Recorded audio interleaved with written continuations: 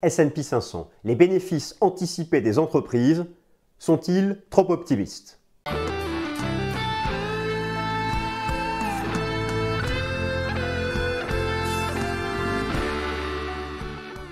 Alors chers amis, bienvenue, je suis ravi de vous retrouver à la nouvelle édition du Top Gun. Nous sommes le lundi 16 octobre 2023, S&P 500. La saison des résultats trimestriels a commencé. Les résultats au titre du troisième trimestre, cette période qui s'étend de juillet à septembre.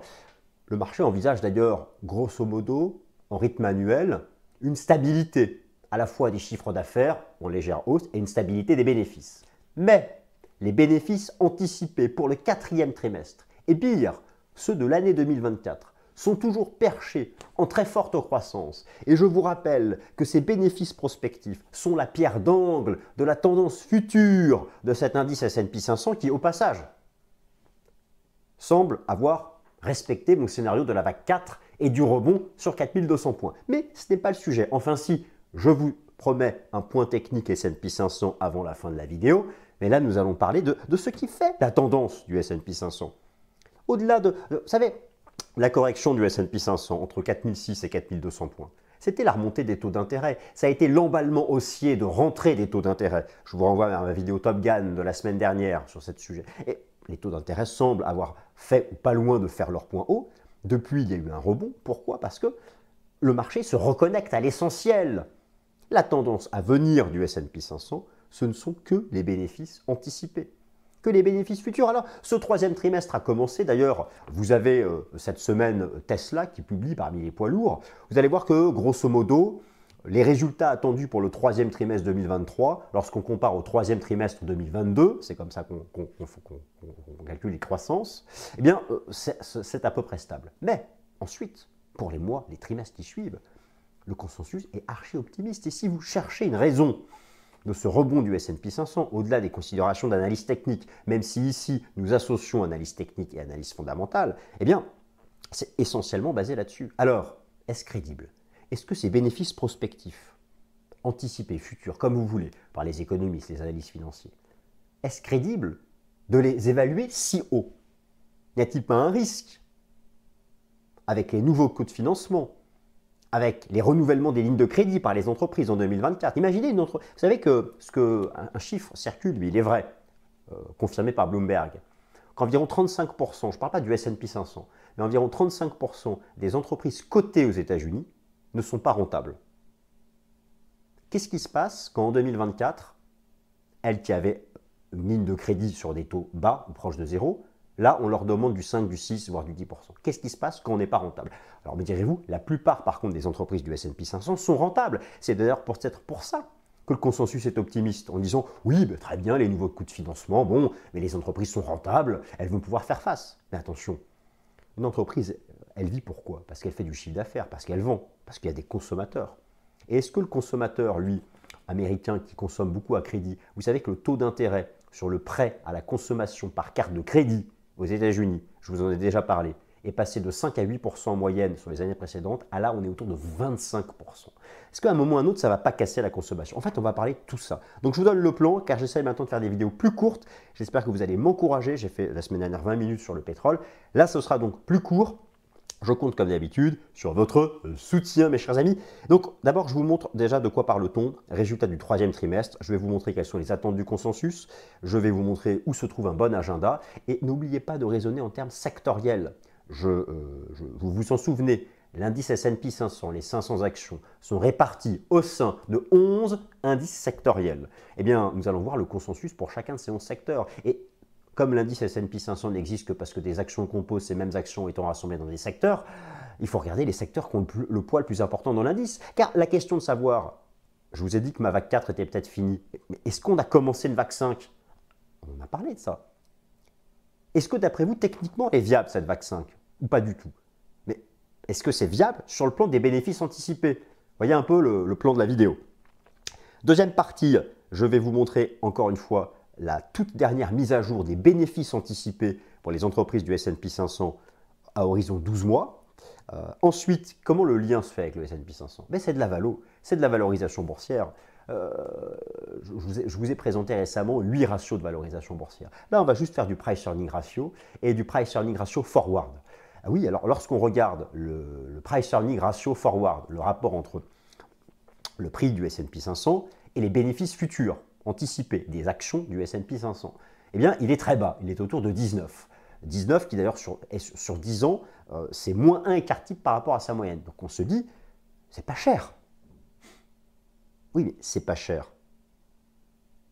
Si, et seulement si, les bénéfices futurs sont dans le vrai. Sont-ils dans le vrai? Eh bien, tout ça, c'est lié au cadre macroéconomique prospectif. Le débat sur la probabilité d'une récession. Et donc, c'est ma 4e partie. Où est-ce qu'on en est? Quels sont les baromètres les meilleurs? Le PMI des services, le marché du travail américain, la production industrielle, les ventes au détail? Pourquoi? Qui? Comment? Cette semaine, ça tombe bien, il y a la mise à jour de quasiment tous ces chiffres dont je viens de vous parler. Et enfin, on termine par l'analyse technique du S&P 500, VAC 4, VAC 5, où est-ce qu'on en est? C'est parti. Allez, c'est parti, je vous ai promis une vidéo courte, donc on active, on s'active. Le programme, je viens de vous le donner, et donc il apparaît à nouveau. Et première partie, résultat du T3, consensus, agenda et secteur, ce qu'il faut savoir. Alors, je vous mets déjà ici, j'enlève la petite caméra, je vous mets déjà ici les anticipations de bénéfices. Donc, vous voyez que, alors ici, je vous ai remis les 500 actions du S&P 500 qui sont classées dans ces 11 super secteurs. Et là, vous avez les anticipations de bénéfices, earnings, pour le 3e trimestre. Donc limite, on s'en fiche un peu. C'est juillet, août, septembre. Mais bon, quand même, là, on est en plein dedans. Ça va encore durer 2 semaines. Et donc, vous voyez que grosso modo, pour le S&P 500, le marché envisage que les bénéfices soient stables par rapport au 3e trimestre 2022. Et là, vous avez ce qui est anticipé pour chacun des secteurs, et notamment regardez ce qu'on anticipe pour les secteurs comme communication, services, consommation discrétionnaire, valeurs financières, information tech. Le marché est très optimiste et ça représente, ce sont les poids lourds du S&P 500. Donc c'est aussi pour ça qu'il rebondit. Même pour le T3, c'est assez optimiste. Donc la saison des résultats trimestriels des entreprises américaines vient de commencer pour les états financiers au titre du 3e trimestre. La meilleure manière de s'informer et d'accéder au calendrier des bénéfices des entreprises américaines et de faire un tri selon le critère de la capitalisation boursière, cette semaine voit par exemple le géant Tesla publier ses résultats. Pour l'ensemble de la présentation, gardez bien à l'esprit que les bénéfices réalisés et futurs sont la clé de la tendance à venir, du S&P 500, l'impact de la hausse des taux d'intérêt étant en grande partie derrière nous. Le marché va s'intéresser aux résultats du 3e trimestre 2023 et surtout va s'intéresser aux anticipations que le top management de chacune des entreprises va produire pour se baser sur le T4 et 2024. Le marché sera particulièrement attentif aux résultats financiers des entreprises qui pèsent le plus dans l'indice S&P 500. Alors, pour bien s'informer, moi je vous conseille cette section, la section marché action de TradingView. Là, vous pouvez aller choisir les entreprises américaines, comme ça on fait un petit tuto. Ici, vous avez le calendrier des bénéfices. Et là, donc, vous pouvez classer comme vous voulez, semaine suivante, etc. Et là, donc, vous voyez, vous pouvez classer par capitalisation boursière. Et cette semaine, vous avez notamment le géant Tesla qui va publier, Netflix et d'autres. Voilà, ça c'est la meilleure façon, je trouve, de s'informer. Alors, c'est d'autant plus important, ces résultats du S&P 500, que je vous remontre ici la performance des actions du S&P 500 depuis le début de l'année en year to date selon la taille des valeurs. Le S&P 500, ce sont les large et méga cap. Eh bien, regardez, toutes les petites, regardez, les petites et moyennes entreprises s'effondrent en bourse depuis le début de l'année. Et pourquoi? C'est parce que ces petites et moyennes entreprises, la moitié d'entre elles, elles font pas de bénéfices. Alors si en plus, vous leur quintuplez leur taux d'intérêt, le marché action ne monte que parce que les large et méga cap montent. Là, on s'intéresse aux résultats du S&P 500. Lorsque je vous dis que les anticipations de bénéfices sont perchées, attention, je ne vous dis pas les anticipations de bénéfices pour le réseau des TPE et des micro-entreprises et des moyennes entreprises. Là, je vous parle que du S&P 500. Donc, en fait, c'est ça aussi où il faut un peu nuancer. C'est-à-dire que les anticipations de bénéfices, je vous dis qu'elles sont perchées tout en haut. Et je vais vous montrer à nouveau où en sont les anticipations. Mais ça concerne que le SP 500. Et on a peut-être tort d'ailleurs de regarder que le SP 500. Vous savez que le Russell 2000, l'indice des 2000 plus importants de capitalisation boursière US, du coup, il va bien représenter les small et mid cap. Il est tout en bas, lui. Hein. Il est tout en bas. Il est revenu au plus bas d'octobre 2022. Comme si le SP 500 était retombé à 3500 points. Donc, il faut aussi, voilà, et parfois, il ne faut juste pas se tromper de représentation. Alors, bénéfices prospectifs, la pierre d'angle de la tendance future du S&P 500. Voici en avant-première, chers amis, les bénéfices prospectifs. Alors là, me direz-vous, me direz-vous, pour la période actuelle, alors effectivement, pourquoi je vous ai dit que les bénéfices là étaient attendus stables? Ben regardez, le T3 2023, le marché anticipe que les bénéfices soient là. Et au T3 2022, on était là. Donc ça fait 0%. Mais regardez ce qu'on anticipe pour le T4 2023 et regardez ce qu'ils anticipent pour l'année 2024 et vous allez comparer à la base de départ, ici, qui est le T4 2022. Donc ça va faire des taux de croissance astronomiques. Bon, ils ont peut-être raison, les économistes. Bon, alors, par contre, le passé ne parle pas pour eux, puisque là, je vous remontre en rouge ce qu'ils ont l'habitude d'anticiper, ces économistes, et en bleu, la réalité. Malheureusement, depuis 40 ans, ils n'ont jamais été capables d'anticiper les baisses de bénéfices. Et c'était toujours en retard. Ça nuance donc quand même énormément ces fameux bénéfices prospectifs. Alors que l'indice S&P 500 a rebondi sur le support majeur à 4200 points, la partie technique vient en fin de vidéo. Les résultats financiers du T3 vont être un premier test de la capacité des entreprises US à s'adapter aux nouvelles conditions de financement, les taux obligataires au plus haut depuis la crise financière de 2008.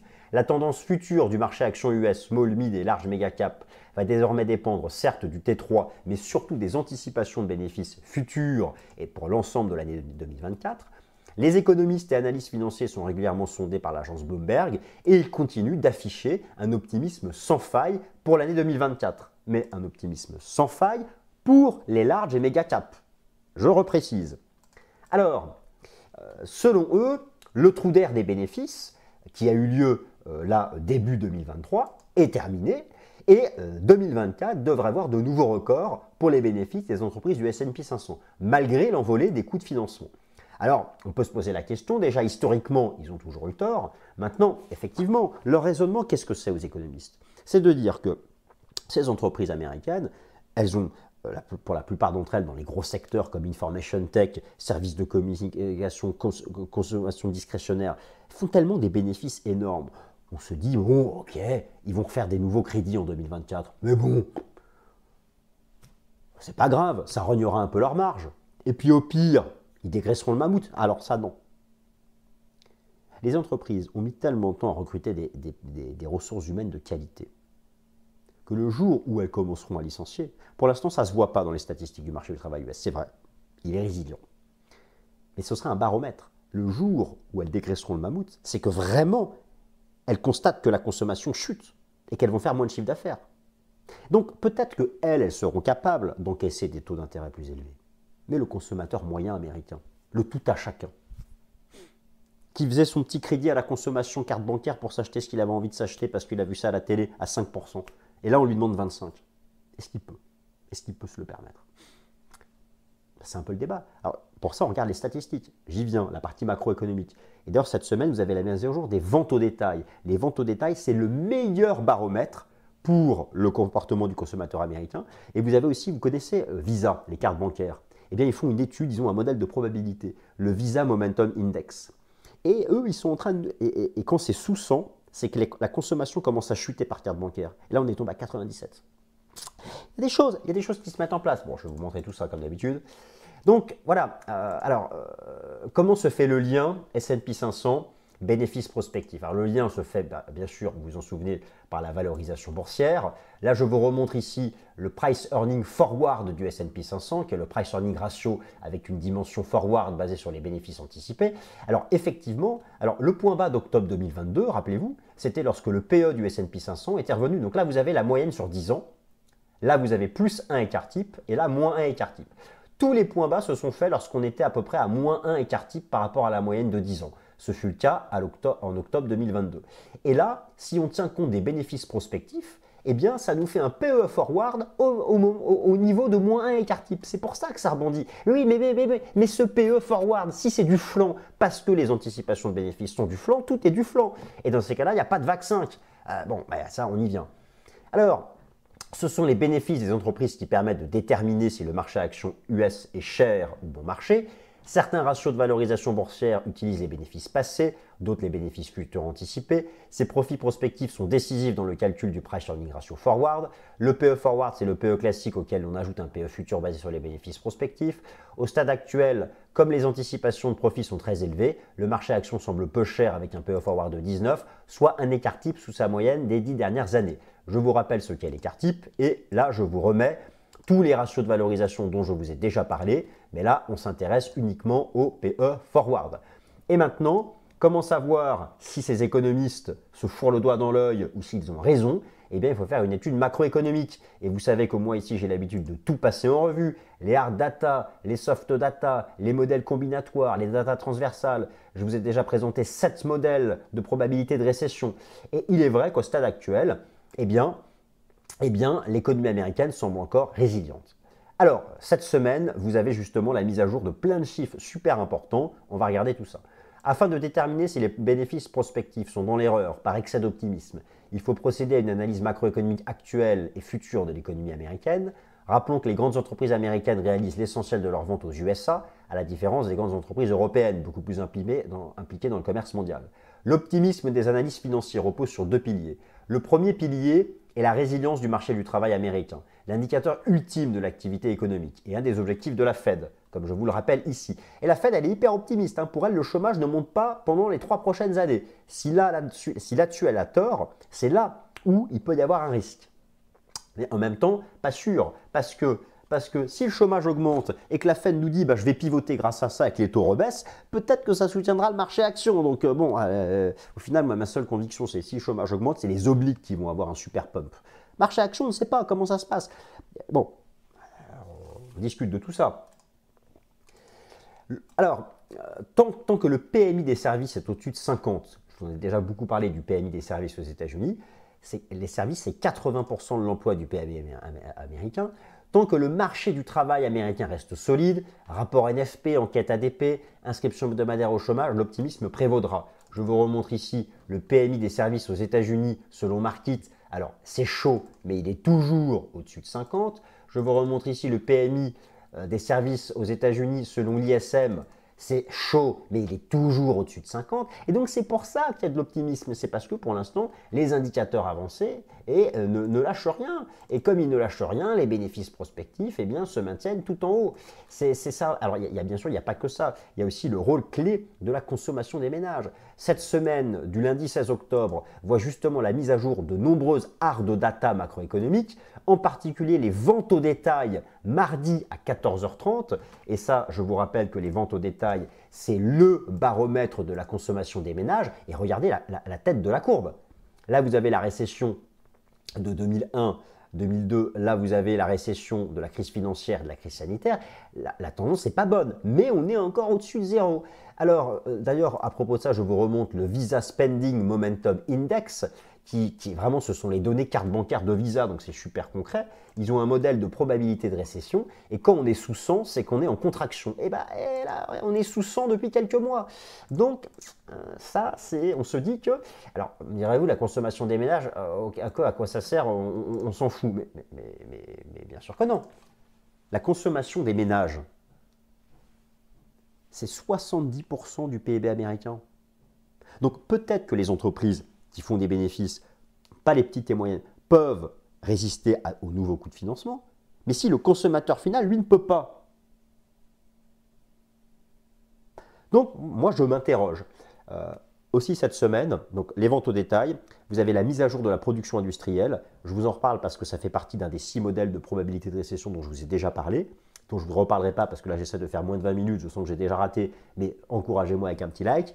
Et il y a énormément de statistiques de l'immobilier cette semaine aux États-Unis, et vous savez que l'immobilier américain est en difficulté. En même temps, le taux d'intérêt hypothécaire à 30 ans est à 8%, on peut comprendre qu'il y ait moins d'acheteurs. Bon. Donc voilà, c'est une semaine vraiment importante à suivre. Les fameux modèles de probabilité de récession dont je vous ai déjà parlé, je vous les remets ici. La moitié d'entre eux nous dit qu'on va en récession, l'autre moitié non. Mais vous avez notamment l'inversion de la courbe des taux. Vous savez, le fait que depuis de nombreux mois, les taux courts soient inférieurs aux taux longs. Eh bien, regardez ce chiffre, cette donnée qui a été récemment publiée. Laissez-moi juste vous la retrouver. Hop, elle est là, voilà, elle est là, voilà. Vous avez systématiquement ce qui s'est passé sur les inscriptions hebdomadaires au chômage lorsqu'on avait eu une inversion de la courbe des taux. Eh bien, à chaque fois, après une période plate, on finissait par avoir une explosion du chômage. Et là, voilà où est-ce qu'on est. Donc moi, je me dis, à un moment ou à un autre, ces fameux taux d'intérêt, dont j'avoue, je vous saoule peut-être avec chaque semaine, mais je me dis, ça va finir par provoquer quelque chose de compliqué pour l'économie. Et donc on termine, yes, à 20 minutes par le point technique sur les S&P 500. Alors je suis content, pour une fois, vous pourrez dire Vincent Gad n'a pas eu tort, il ne s'est pas planté.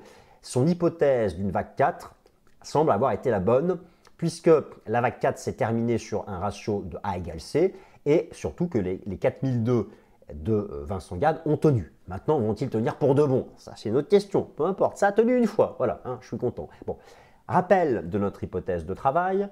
Le marché a terminé une vague 3 fin juillet sous la résistance technique des 4630 points et a depuis développé une vague 4 de retracement qui a pris la forme classique d'un zigzag en analyse fractale. Cette dernière a retracé 50% de la vague 3, ce qui est un ratio usuel de retracement, avant de se terminer en effectuant un rebond sur la moyenne mobile à 200 jours à proximité du support à 4200 points. Le dépassement de la résistance à 4375 points, la sous-vague A de la 4, semble confirmer cette lecture fractale. Maintenant, est-ce qu'on est pour autant ou pas dans une vague 5? Eh bien, pour ça, je pense qu'on n'a pas encore dépassé la résistance pour l'affirmer. L'analyse quantitative suggère que cette lecture fractale est la bonne et il y a un retour des indices small et mid cap sur support majeur. Alors, effectivement, hein, c'était le scénario dont je vous parlais depuis un certain temps. Cette fameuse vague 4, elle s'est terminée pile poil sur 50% de retracement de la 3. Donc là-dessus, je suis content. Maintenant, est-ce que l'on est reparti pour une vague 5? Ou est-ce le champ du signe? Alors, pour répondre à cette question, je pense que, alors pour certains, le fait, et au passage, regardez le rôle superbe rôle de la moyenne mobile à 200 jours, qui est une des rares moyennes mobiles suivies par les institutionnels. Bon, alors pour certains, on serait déjà dans une vague 5 parce qu'on a reconquis la sous-vague A de la 4, hein, ABC, et d'ailleurs on avait un A égale C quasi parfait. 4375 points. Moi je dirais que à court terme, au-dessus des 4350, 4375, on est effectivement en biais de reprise. Maintenant, j'estime que pour vraiment confirmer une vague 5, il faut dépasser les 4500 points. Donc là-dessus, je n'ai pas encore ma conviction faite, mais on est dans un biais de reprise. Et je dirais l'invalidation, maintenant c'est 4350. Voilà, 4350 points.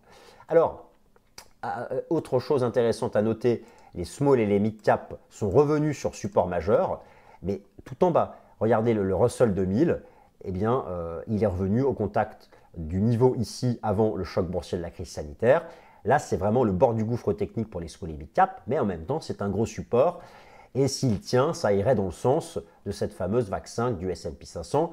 De la même façon, l'analyse quantitative, fin juillet, on était là, il y avait plus de 70% d'actions du S&P 500 au-dessus de la moyenne mobile à 50 jours. On est revenu sur support. Ça alimente aussi le scénario d'une vague 5 qui aurait commencé. Et moi, ce que je peux vous dire, dès que vous m'aurez mis un petit like, ce que je peux vous dire, c'est que, pardonnez-moi, c'est qu'on peut y croire, mais invalidation serrée. C'est-à-dire qu'il ne faut pas repasser sous 4350 points. Et bien sûr, ça va dépendre de ces fameux résultats d'entreprise. Merci à toutes et à tous, j'espère que ça vous a plu. Pour une fois, c'était court. J'ai fait ce que vous m'avez demandé. Allez, salut, bonne semaine.